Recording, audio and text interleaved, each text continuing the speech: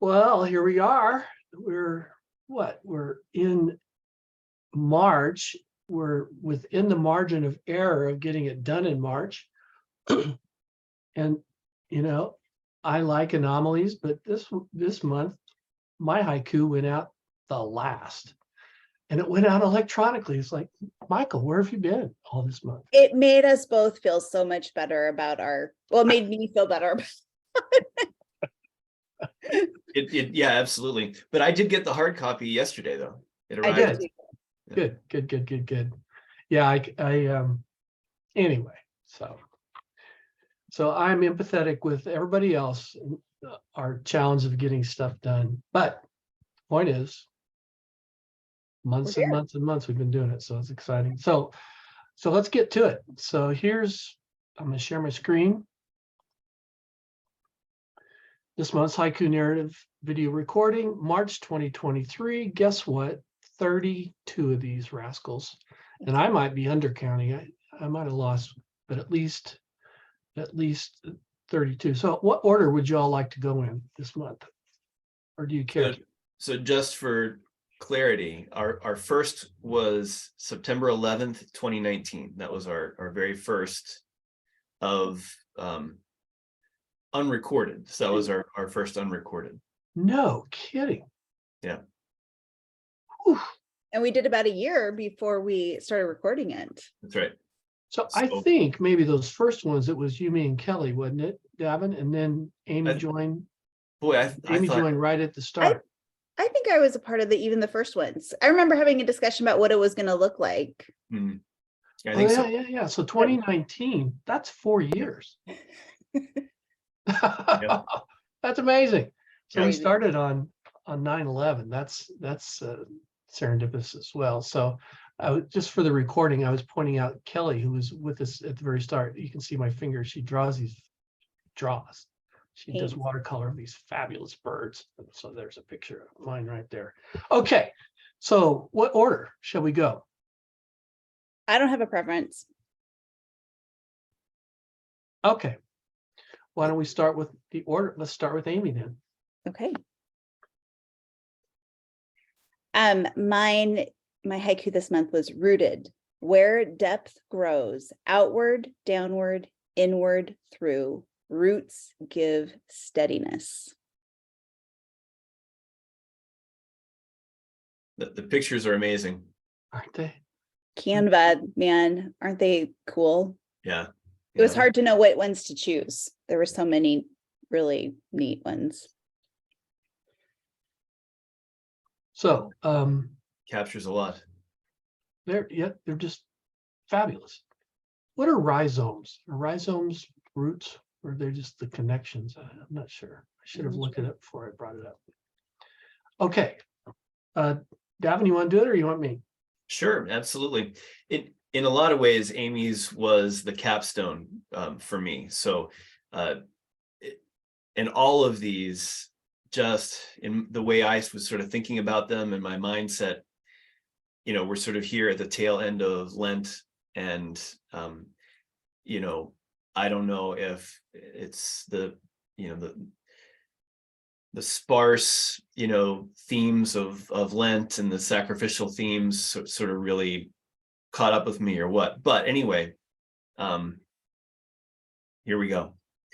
One of my favorite quotes from German theologian Helmut Thielicke reminds us of the importance of feeding and nourishing our roots. To work without praying, he says, and without listening, means only to grow and spread oneself upward without striking roots and without an equivalent in the earth. He highlights an equivalency. The depth of our roots must be equal to the height and breadth of our branches. I'm a fan of overbuilding and over-engineering, though. So I would analogize an iceberg. Err on the side of deeper, stronger roots. Leaves will fall, branches will break, but roots are a truly worthy investment. If we have reason for hope, that hope is in our roots. As Amy says, in the steadiness and strength and reliability they provide. Easier said than done. What is the work of building deeper, stronger roots? Tiliki says, praying and listening. Yes. And as we'll see in a minute, Michael and Shelby say, courageous, vulnerable, loving. Yes. The great spiritual traditions say to push out into deeper water. Yes. None of these things is easy. And perhaps that is part of the point. Do the hard things and your roots will grow deep and strong. Wow. So in terms of the flow, it probably would have made, for me, more sense to have Michael's before this, but pretty sure you got the idea. It'll all come together. It'll all come together.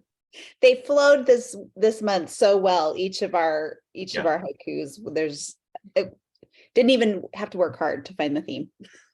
So Davin, you probably couldn't see it, and I know the folks in the recording couldn't see it, but when you brought up this helmet tickly, Amy and I both looked at each other and said, wow. What was that? Tickly.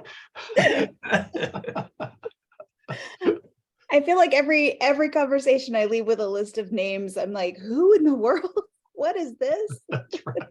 Yeah, he was chancellor at a university in Germany and was kind of famous for a while, but not exactly a household name. Not in my circles. He wasn't famous in my circles. No, but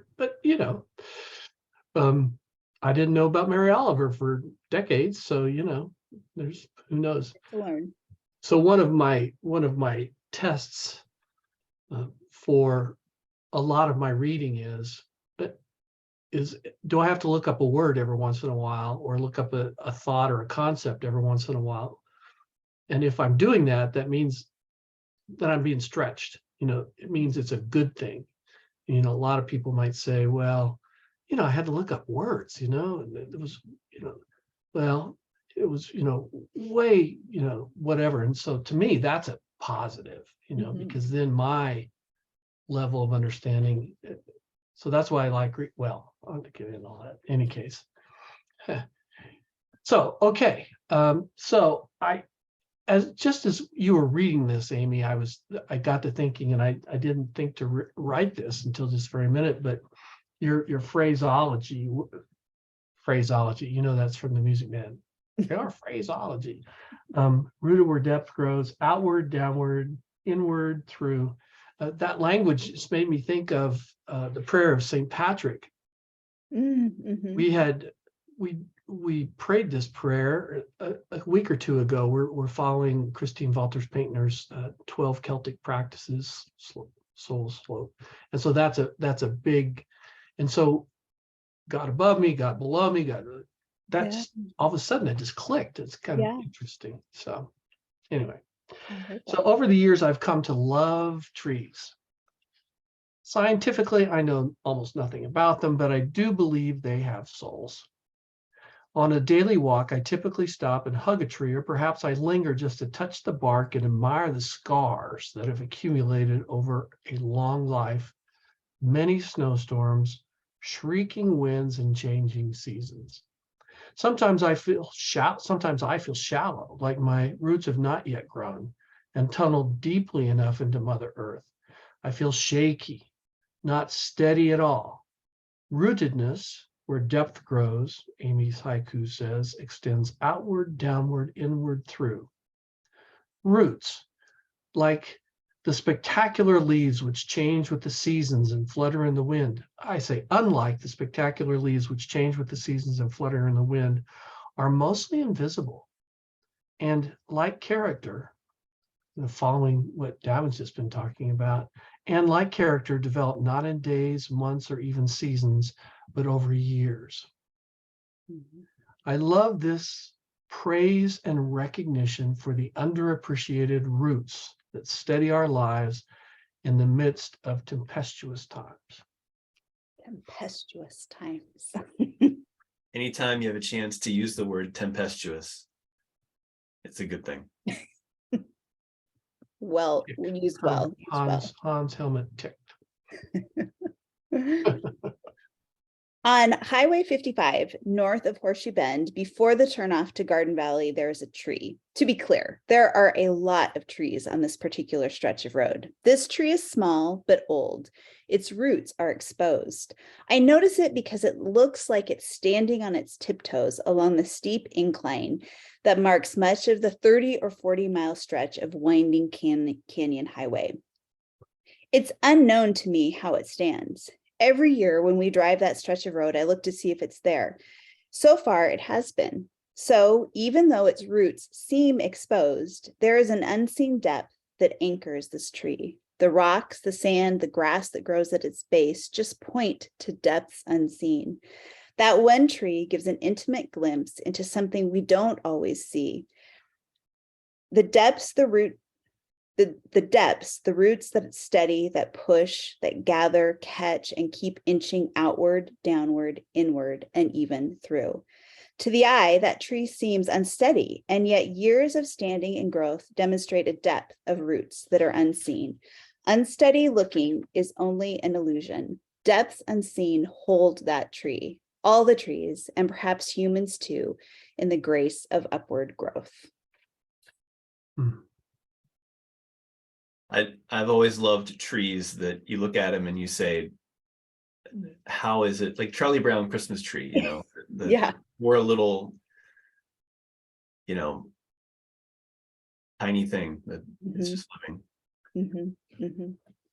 In so many ways, they're saving or trying to save our planet, and it's just amazing to me. Trees, what a great, and roots for so it's awesome.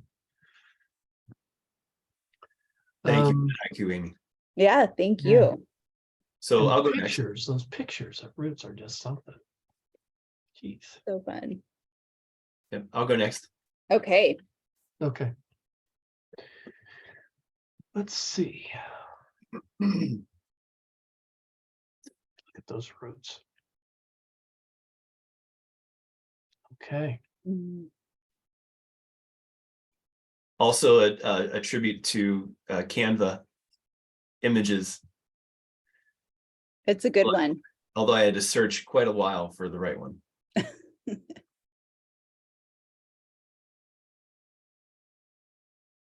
I'm going to scroll down and show the other first. picture there real quick. Yep. Yeah. Warning, deep water. Deep water.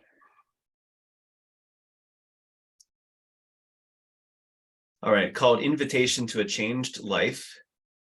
And just drawing on a piece of scripture from 2 Timothy, where Jesus encourages the disciples to go out into deeper water, to have a bigger catch when they thought they'd had enough. Life's margins are safe. Push out into deep water. Failure, fear, forget.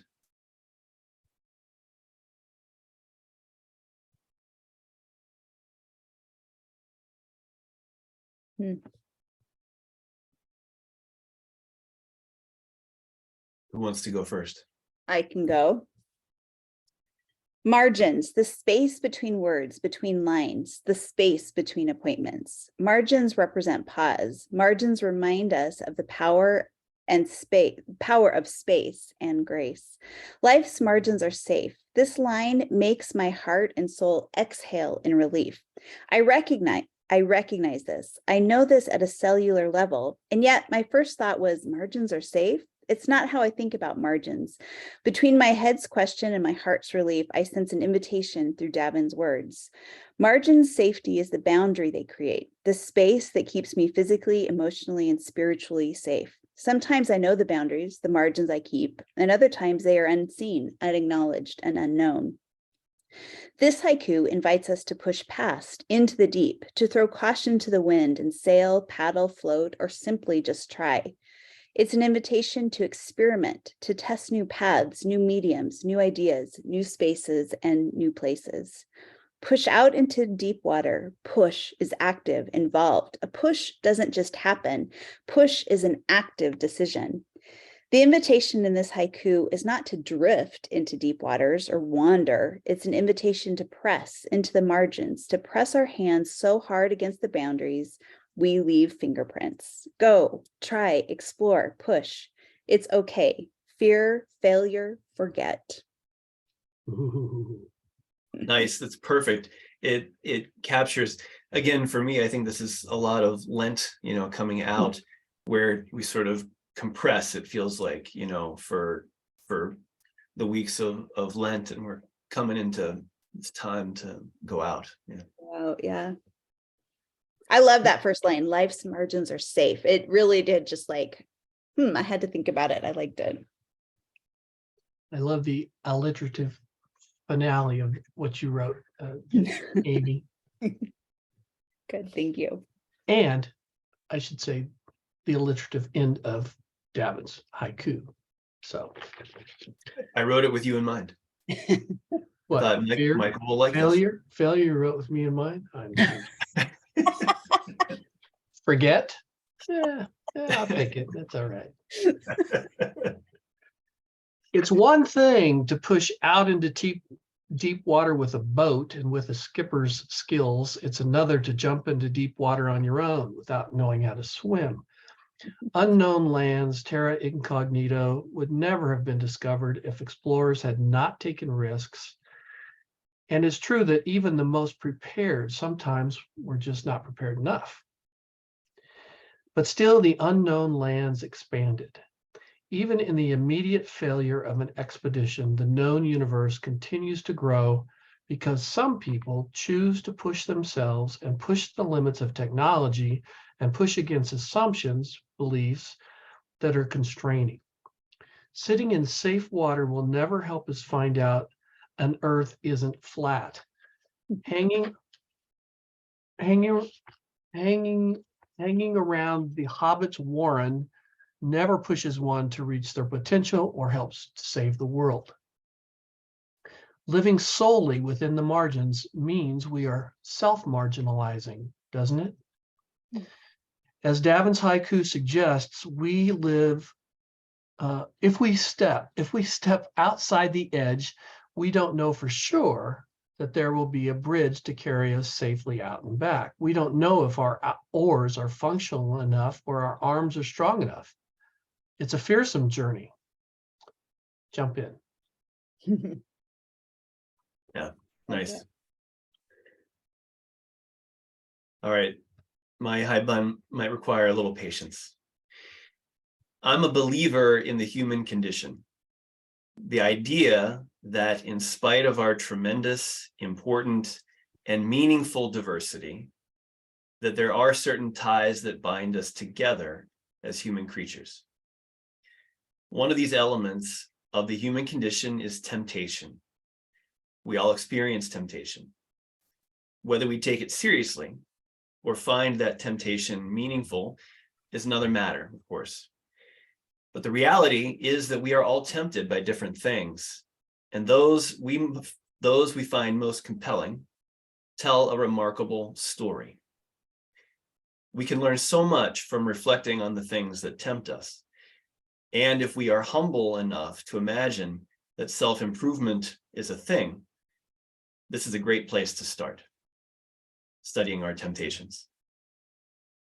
Certain things are so consistently alluring to have found their way into documented human history, myth, or storytelling. These are the most telling about the human condition, I think. Fear of failure fits here. The notion that each of us has been gifted with certain talents and opportunities, but also cursed by the profound risk of exposing our soft underbellies. As an introvert and a perfectionist, this temptation has shaped me deeply. It's the iron sharpening my iron. I continually remind myself that the safety and solitude I crave also constrain my potential contributions to a better world. And this is true of everyone. If it were up to me, I would stay near the shore, where it's safe.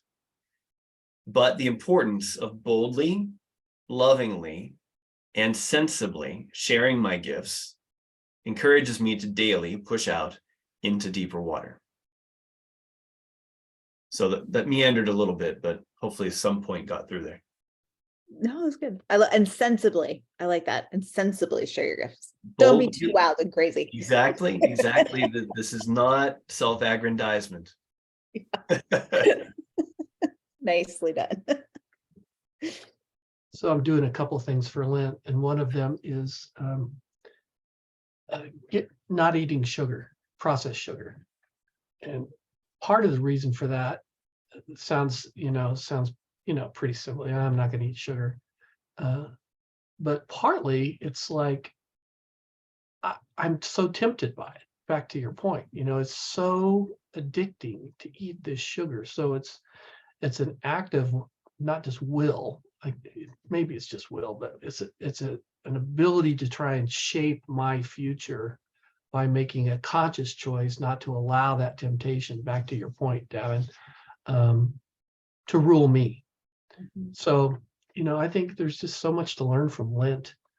I'm also taking a class by Christine Walters-Paintner about Lent, giving up different things like busyness. And so there's anyway. So have you gotten to the chapter on temptation in the virtues here? Virtues for Mission by Joseph H. Lackner. I don't know if I have or if I haven't. I'm reading a little bit every day. Yeah, it's good. Good stuff. From that little pamphlet, it's I don't know if it's a pamphlet or a book, whatever it is. I developed a whole new way of thinking about this Imitation of Christ book that we wrote, and Imitation of Christ process, because they bring up the imitation of Mary, and I thought, oh, now there's a different thing I hadn't thought about before. Yeah. So the Maryists just have a lot to add. Okay, we're sidetracking. I'm rambling us all around. So, okay. And as we say in Latin, tempus fugit. Yeah. Not only that, time flies. And okay. If you get through this without crying, I don't know if I can get through this without crying. This is I'm not crying. So powerful. You're crying. I'm not crying. I probably will cry.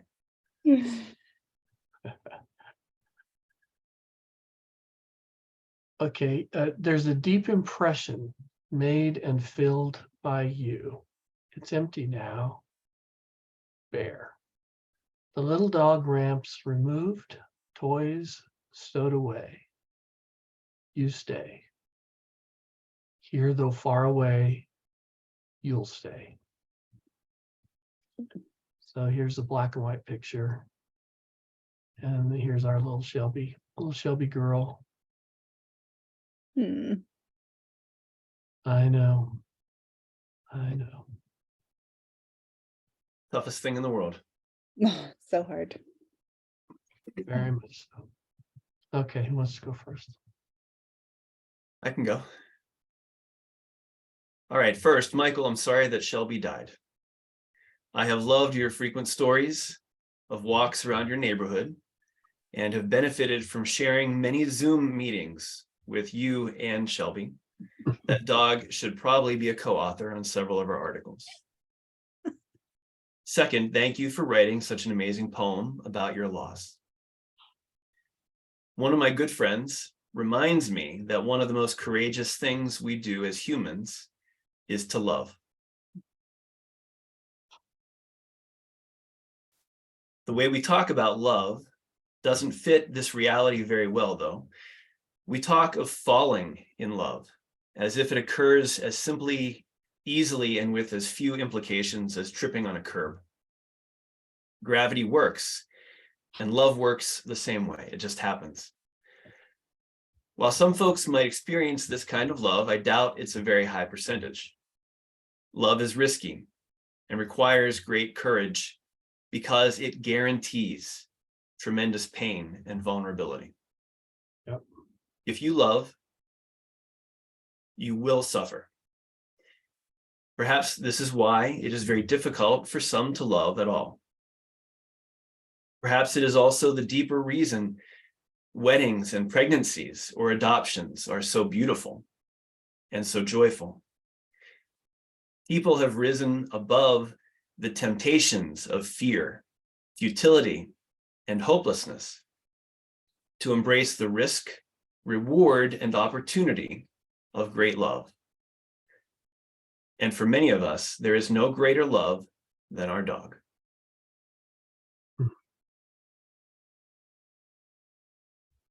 Thank you, Davin. Beautiful. Thank you. We love our animals, that is for sure, and feel their loss in profound ways. Michael captures it so beautifully. There is a deep impression each sweet animal leaves, a deep impression. It's singular and profound. Just as the roots of trees go deep and water runs and invites us into unexplored depths, love, the love of a pet, place, or person, draws our hearts deep and deeper still. Impressions happen when two items are pressed against each other, leaving a vague image mutually outlined. Impressions change slightly, but meaningful each piece, person, or pet involved. Impressions can happen through slight force, but interestingly, impressions are also formed without conscious thought. Impressions happen at an unconscious heart and soul level. It is the quotidian life, the daily round with our pets, people, and places that shape and form, that draw us deeper and leave a deep impression. Sometimes that is felt and seen more clearly in absence than in presence. Nothing lasts forever. Life is in a constant state of change, ebbing and flowing forward, in, out, and down. Each movement, each interaction leaving an impression. Even gone, Michael's beloved dog is impressing joy and wisdom onto hearts through his moving haiku tribute. Thank you, Amy. Did you send that out more broadly as well, Michael? I'm sending it out daily now that I have the cards. Yeah. So yeah. It's really moving, that empty pillow, the impression. Oh. Yeah. Yeah. It's like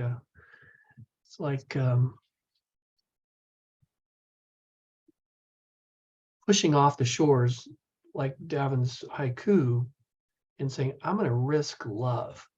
I'm going to risk love, knowing that suffering is come. It's coming. It's just coming. I can just barricade myself against feelings and just kind of go through life. But Davin has pointed out to me really well over the years, because I had not given sufficient consideration to the suffering part of this equation. But it's, we should all welcome suffering in some ways, because it means we have loved. So in our house and in our kids' houses, dogs are part of the family. That's just the way it is.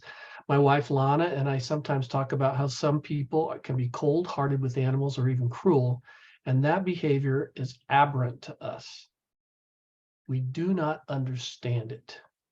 When our dog Dakota died, I bawled and bawled, far more than I did for either of my parents, not because I love them less, but because I think it's because these pups give us so much and trust us so completely to look out for them. They just don't understand why we're letting them down. When a family member leaves, moves out for any reason, there's an emptiness left behind. The structures and routines which were set up, sometimes sacrifices that were made for this cherished being, are usually removed. A walker, a handrail, a particular angle of a chair become unnecessary and are removed or remain as reminders. Roles played in preparing a meal and cleaning up afterwards, mowing lawns or sharing a smile, are reassigned or left undone. The weft and warp of the household becomes unraveled and must be raveled or cut and restitched or stretched and shrunk. A loved one digs deep into our hearts, expands them, and their departure leaves an empty hole. But our hearts are still bigger than they were before. Our little Shelby, I call her Shelby girl, died a few days ago. One day she was healthy, and over a very short time, she came to lack health and then lacked life. She had enriched our lives so much that even the hollowness in us she left behind could not compare with how our hearts had grown over the years because of her. Even though she's now far away physically, she will always stay in our hearts, in our memories. Rest in peace, little Shelby girl. With love.